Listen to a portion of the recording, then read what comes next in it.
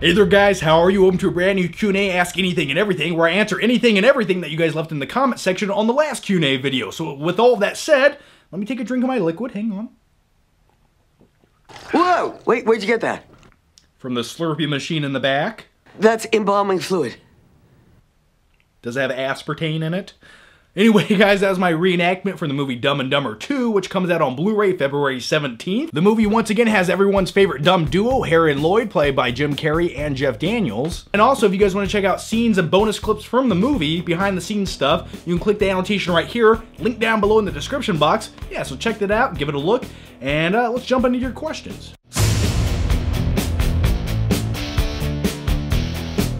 Alright, how are you guys doing? Let's all just stretch out for a second before we start diving into the questions.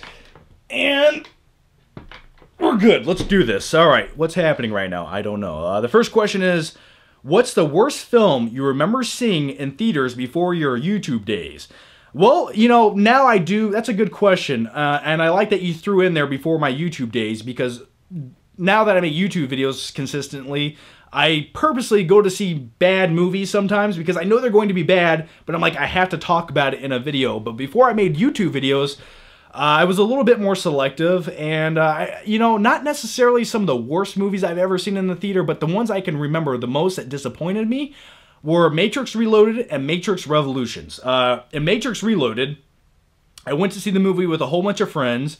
Halfway through the movie, we all looked at each other and were like, this sucks, let's leave. So we all got up and left, and we went and like got McDonald's or something because we were hungry. I mean, that movie was just, it's like they purposely made that movie as convoluted and boring as they possibly could, and all the good things that came in the first Matrix movie, they just took out and gave you this overly CGI'd story that was just almost tedious to watch. And then Matrix Revolutions, which I do like the robot fight at the end where all the robots are shooting at the hole up in the sky. Boo, boo, boo, boo, boo, boo. And it's, yeah, that's pretty much the best scene in the movie.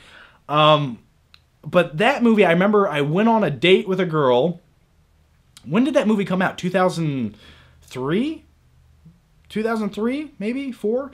And I remember I fell asleep during the movie, maybe halfway, and I woke up like 25 minutes later. And yeah, just another one of those movies where it was just hard to get through. Another one that I remember watching in the theater where I was thinking, this is just not very good. Wolf Creek. The whole opening sequence where they're just all walking around that crater hole, and you're like, what is this, trying to be an art house film? So that's just a few movies I remember being disappointed by. My nose itches, hang on. All right. The next question is, John, what are your thoughts on Spidey joining the MCU, the Marvel Cinematic Universe?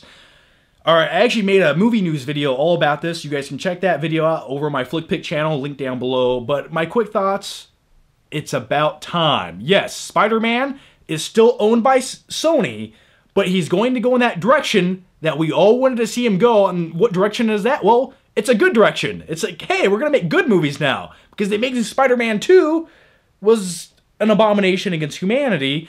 So I like that Marvel's getting involved. It shows that Sony is aware that they messed up very, very badly with Amazing Spider-Man 2. Even if you like the movie, the studio who made the movie is acknowledging that it wasn't the best movie ever. So yeah, Spidey showing up in the Marvel Universe is only the best thing for the character, and that only means that everyone's going to get re-energized for more Spider-Man solo movies, which, by the way, the first one comes out in 2017, I believe. And I can't wait to see it go down. I hope that Spider-Man has a big part in Captain America Civil War. And I know that the movie's currently filming right now, but I think knowing that they have the rights to use Spider-Man now, they're going to do everything in their power to include him in that movie as much as they possibly can. So I can't wait to check it out. Hey John, has anyone ever told you that you look like a stronger Sam Flynn from Tron Legacy? I could see that. I see what you're saying. Yeah, it's like if they made a movie about my life, he could play me or something. It's like, why would they make a movie about my life? I don't know, but yeah, that would be. I see it. A lot of people tell me I look like Biff Tannen and the male version of Scarlett Johansson. So I look like everybody. I think. Are you very self-conscious? I find myself thinking about what I look like to others more often than not. Thanks for the great videos. Yeah, let's be real here. Let's have a speech impediment. Let's be real here for a second. Am I self-conscious? Yeah, absolutely. I think I am self-conscious to a certain point. But I'm also self-conscious to that point where I want to look good for me, and I want to look presentable to others, but I don't necessarily really care about what anyone thinks, if that makes any sense whatsoever. You know, I make YouTube videos. Thousands and thousands of people watch these videos, and you have to, it's only natural to have a certain level of self-consciousness. And plus, I go to the gym, I work out. Of course, I'm self-conscious about the way I look. You know, I go to the gym every day, and I'm like, nope, I gotta work on the biceps. They gotta be a little bit bigger, you know? So, little things like that. And I think it's healthy to have a certain level of self-consciousness. But when you're so self-conscious that it almost debilitates you and handicaps you as a person to really be yourself because you care about what other people think, that's not healthy. And the biggest, you got to remember this, the biggest critic of you is yourself. Remember that. Because when you go out into society, no one really cares about what you look like. No one's really paying that much attention to you. And if they do, it's for 2 seconds and you're in and out of their life. So just care about you and not other people. So yeah, I'm not self-conscious, but I am selfish. Let's keep going. Hey John, I'm 16 and want to build some muscles. Would you recommend me starting the gym and taking all the necessary supplements? You know, me and my buddy talk about that all the time, because when I was in high school, I was actually in weightlifting class, wasn't into weights, did not care, barely did anything. I was like, I don't care, like, I was a skinny kid, I was like, I don't need to lift weights, no one cares about this. So I didn't do it, and looking back, if I had started lifting weights in high school during those weightlifting classes, and I did that until now, I'm 27 now, I can only imagine where I would be at now with all those extra years added on. But yeah, I mean, it's sick. Okay, here's what some people are going to tell you. Working out will stunt your growth, it'll inhibit you and all these things when you're that young because you're not done physically growing yet. You have a little bit of maturity to catch up on physically, and yeah, you know what? I would say lift weights. You don't need to do a lot of heavy things. Just lift, get toned up. And really, in all honesty, when you hit about 21, 22, that's the point when you start lifting that you can almost gain more mass easier because your body's gotten to that point where it can just put mass on. When you're younger, your metabolism's so high. I remember me when I was a teenager, my metabolism, like if I worked out, I still would have been super skinny, just a little bit more cut up. And as soon as I hit my mid-20s, it was just like I could bulk up. It was easier. So yeah, work out, man. And as far as supplements go, just take whey protein. Just eat good and then take some whey protein shakes to supplement your protein.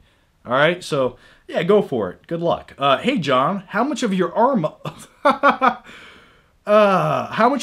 muscles are from your own private time of having fun? I would say 93% of them. By the way, check out this epic workout pic. Yeah. That made me feel like a young Arnold right there, covered in baby oil. I had a really good pump that day. By the way, guys, follow me on Instagram. It's where I post all my douchey workout pictures. I'll put the link down below. I also post things about movies and things like that, so follow me on Instagram. I would really appreciate it. I look forward to seeing you. What do you think looks better, Fantastic Four or Ant-Man? I think they both look similar in a lot of ways. They both just look like typical, generic, like, oh, okay, I could watch that and shut my brain off for a few minutes, but I'm not going to remember it 5 minutes after I leave the theater. Ant-Man, I am curious to see how Paul Rudd plays the character, but Fantastic Four, I thought it had a really good trailer.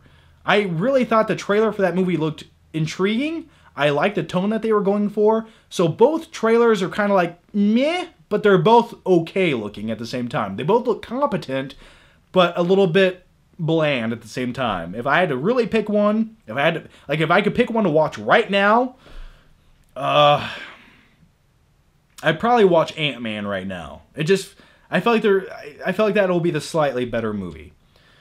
All right, if you could switch bodies with any actor for a day, who would it be?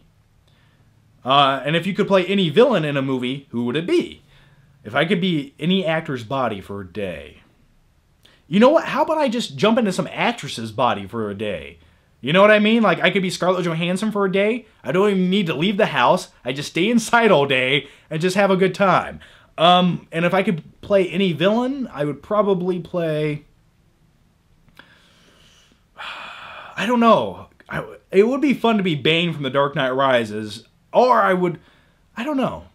I'm trying to think of a really... I gotta look back at my movies. Hang on. Let me look at my movies. I don't know. I don't know which villain I would be. I'd just be Bane. Have you ever used a fountain pen?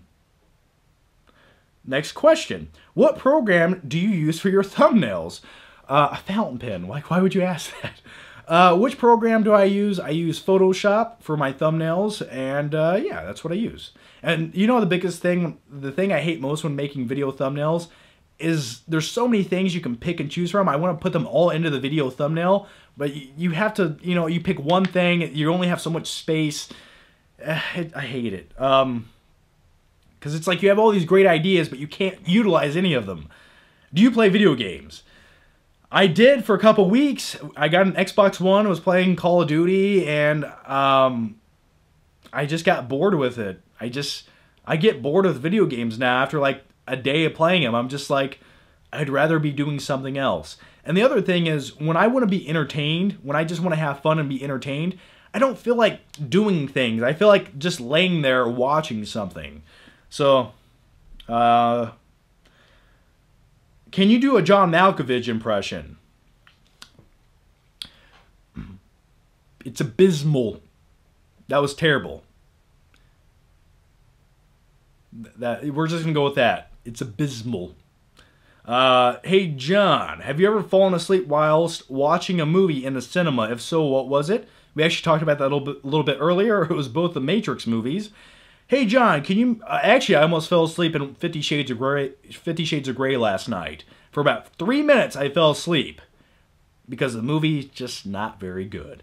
Hey John, can you make a 3 Ice Cubes No More No Less t-shirt? Because from first-hand experience, I know it's not just a saying, it's a lifestyle. Absolutely. And I might just do that. I don't want to make too many t-shirts. I really don't want to make too many t-shirts just because it's... I don't know. I feel like it'd be... I like to be a little bit more selective of which t-shirts I make. But maybe. I still have to make that one. I still have to make... It's going to get a little bit dark, a little bit creepy, but that's okay. Because it's magical and mystical. So... Hey, John Boy, what would you do if you woke up one night and Gary Busey was eating your entire head?